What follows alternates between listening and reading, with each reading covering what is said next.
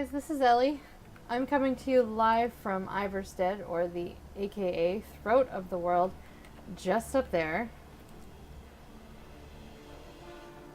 Most of you probably don't even know this exists, but I decided that I was going to show you because not only is the scenery amazing, but maybe eventually we will get to meet Parthenax in a future DLC. Well, as of right now, this is just another build video, and I'm going to call it the Mediocre Barrage. Okay, so as you know, a lot of people are using lots of proc builds. I figured I'm being killed by it, everybody else is making the builds, so why not me? I'm gonna jump on the bandwagon. I know, kinda sucks. I'm sorry. But anyways, here is the build. Basically, I am running Viper. Okay, that's going to be first and foremost. I have jewelry, and it's all weapon damage and robust. I have a helmet because, first of all, I don't run a monster set. That's one thing that I'm not going to be doing, is running a monster set with this particular build. I don't want it to be the same as everybody else with the Veladreth and the Tremor scale. So I decided that I'm going to go with some crafted gear. Now, the reason the crafted gear is because not only is the Argonian style extremely ugly and you can't change it, but simply because a lot of people don't want to farm continuously in PvE to get what they need. I know I don't, I know you probably don't, and that's just something I don't want to deal with. I have 2 Viper on the body, impen belts, and a sturdy helmet. Now the reason it's sturdy is because that's all I had, and I really don't want to farm anything else.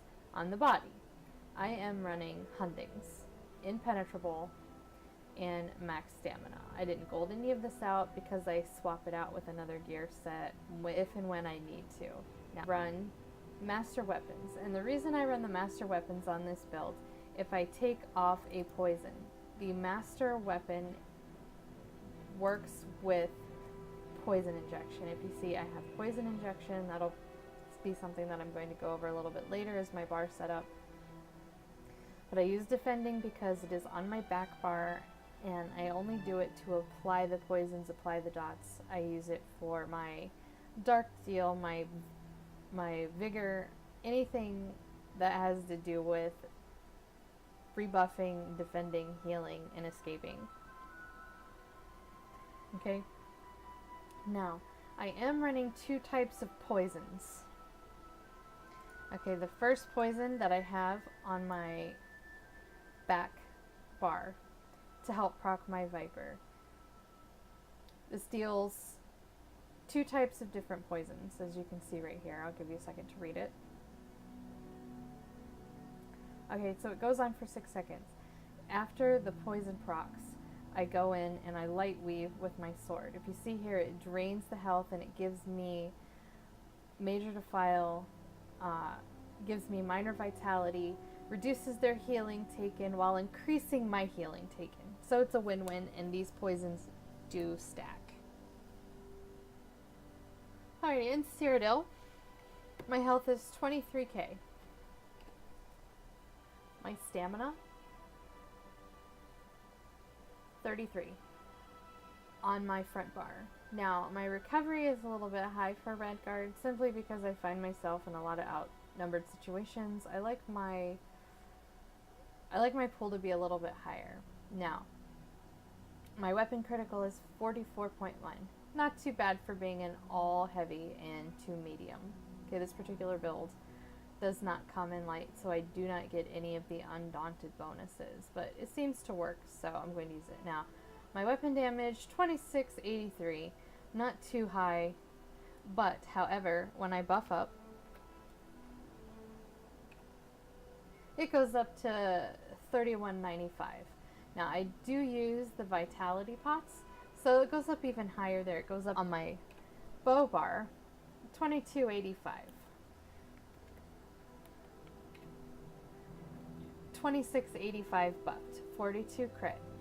Spell resistance, 20,522 physical, 20,522. The same crit resist is 2,065. Now this is not bad, especially if you're going to be running with a bit of a group. You have somebody running purge, heals, different things like that. That's about as much as you need, especially if you don't want to jump on the meta of the black rose. Let's go over some champ points. Champ points are pretty standard when it comes to having a stamina build. I have 69 in Warlord. It reduces the cost of my stamina abilities by 12.8%. I also have really good stam passives with the Red Guard. 53 in Mooncalf, so it does increase my stamina recovery 16%. Now, coupled that with the pocket, it works really great. Now, if you're used to running really low regen and max stat, you can use tri-stat food. It doesn't matter. This build does not matter with what style of food you use. I just like the particular regen. Tenacity, because I do light weave a lot, I'm using light and heavy attacks with my bow and with my sword, not only to proc my Viper but my poison, so I have 21 in there. 28 into Be Foul, increasing effects of your healing reduction abilities by 12.6%. Now, if I don't have poisons, the poison injection does stack with my master bow, and that's the reason I don't run a Maelstrom. I could have a little bit more weapon damage if I ran Maelstrom weapons, but this is a proc build, so I'm not really going for max damage. I'm going for healing reduction and a little bit of proc. I have 16 in Tumbling just because it's easier to break free, and roll dodge because I am in heavy armor. I don't roll dodge a whole lot, only when I'm going to die completely. When I feel like I'm outnumbered, I pop bigger and I do dodge roll. I can dodge roll like 3 to 4 times before I'm completely out of stam. But if you're a magic sorc, you can always streak away and dark deal. Make sure that you're streaking away and dark dealing. 11 in Bless, simply so I can receive more healing from my vigor, and if we have a healer in the group. I have none in the Atronach. I have 37 in Thermitage. It increases effectiveness of your damage over time. So if you're putting on a dot, which is a poison, it's the poison injection. If you have a werewolf, anything like that, then yes, this is really helpful. 39 in precise strikes, increases damage and healing dealt by weapon crits. So it's because my crit is at 44%. It's not as high as it could be, but this helps out a little bit. Now I have 100 in Mighty, increases my physical, poison, and disease damage by 25%. This is as much as you can get that Zos allows you to put in a tree as 100 champ points, and I took advantage of that. All my attribute points are in stamina. I am a werewolf, which works really good with group play, and when somebody's running purge, it works really good if you run them in duels. I wouldn't suggest being a werewolf by yourself with all the bows, poison injections, stuff like that, because you do receive a lot of damage when you're in werewolf form. Now, the boon is the tower. You could swap this out for the serpent or anything that you want. I like my max stamina because I have the stamina recovery food, but you could go for regen, you could go for more crit, you could do whatever you wanted, but I prefer the tower. Now, if you do not have master weapons, you can go in on create your own weapons, or you could even use sword and board with this particular build. Do 2 agilities, receive even more. I have the master weapons simply because of some of the passives that they have. My sword is precise because it gives me an extra 7% with my crit, especially with my light attacks and things like that. Sharpen does fine in this meta if you want a little bit more damage. However, if you're looking for a bleed, So you could do a Maelstrom axe, or if you don't have Maelstrom, you could do any type of crafted weapon. The Hakejo makes the prismatic weapons. It does a little bit more damage to vampires and the undead, it'll do a little bit more to werewolves and vampires. Since everybody is a vampire this meta, that could be something that you might want to think about. I have Dark Deal, Resolving Vigor, because I often run with a group and I'd like to be able to pop my Vigor and have it affect a few more people around me. I have Poison Injection.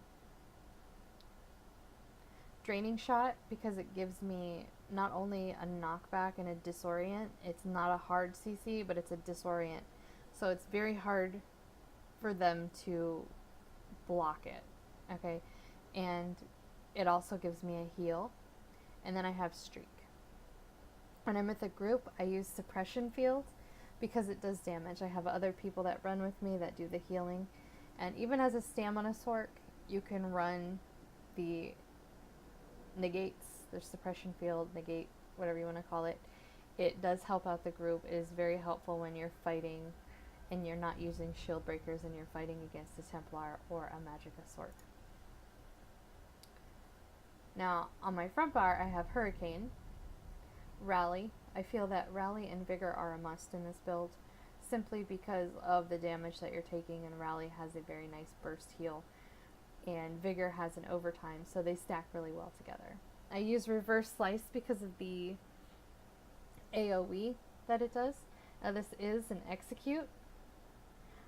It works okay if you're light weaving in between that, but I would suggest using it if somebody drops a Dawnbreaker and people's health are halfway through. I would suggest executing with Reverse Slice instead of execute because it is multiple targets, not single.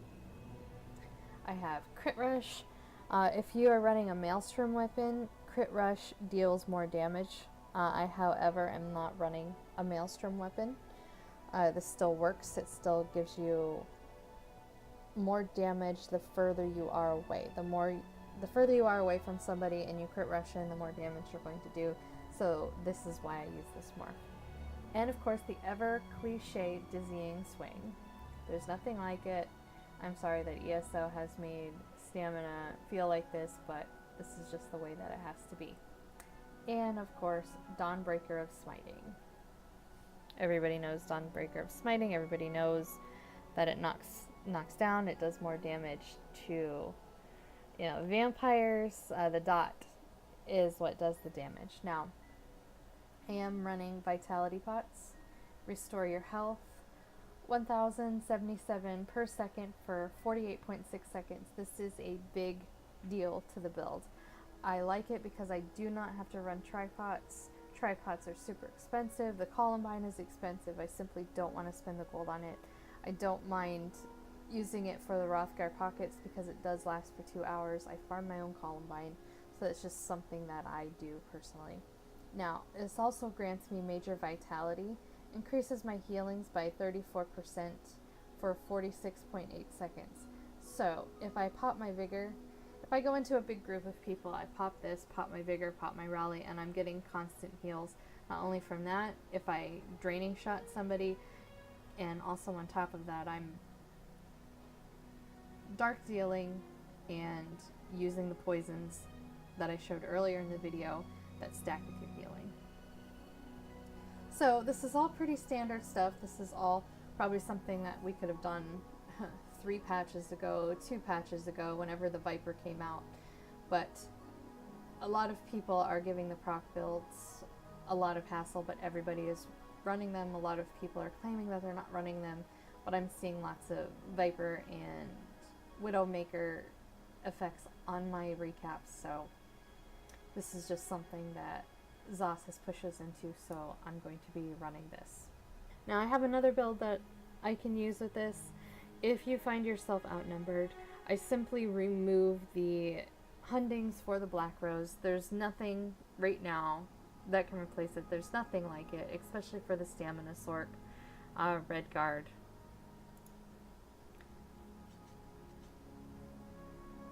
And it's as simple as that. Everything else is the same. My stats change a little bit. I have a little less damage, but I'm definitely getting things returned to me. My crit goes down. However, your survivability goes up. So it's just all about preference, and I'm not going to harp on anybody for using Black Rose. They've made it available. Black Rose has been available for purchase ever since Imperial City. Why people now are just starting to realize it, I don't know. Now, I also have another set that I switch out for those pesky sorcs that are using Harden Ward and Healing Ward. Now, this is Shield Breaker. Nothing special about it. You just swap out your 5 Hundings or your 5 Black Rose for the Shield Breaker. Nothing special. It's all purple. I didn't gold anything out except for my Viper shoulders, my Viper jewelry, my Viper belt. Just things that I constantly use with the whole build. My weapon damage is going to go up. My crit rating goes up. My physical and spell resist and crit goes down because this is a medium set of armor. If you are not good with medium armor, I would suggest that you have a change of armor, that you only use this when you absolutely have to. Thank you, sir. The meta right now is heavy armor, and there is nothing like it because you can get the same amount of damage from medium as you can heavy. As you see, my damage 32.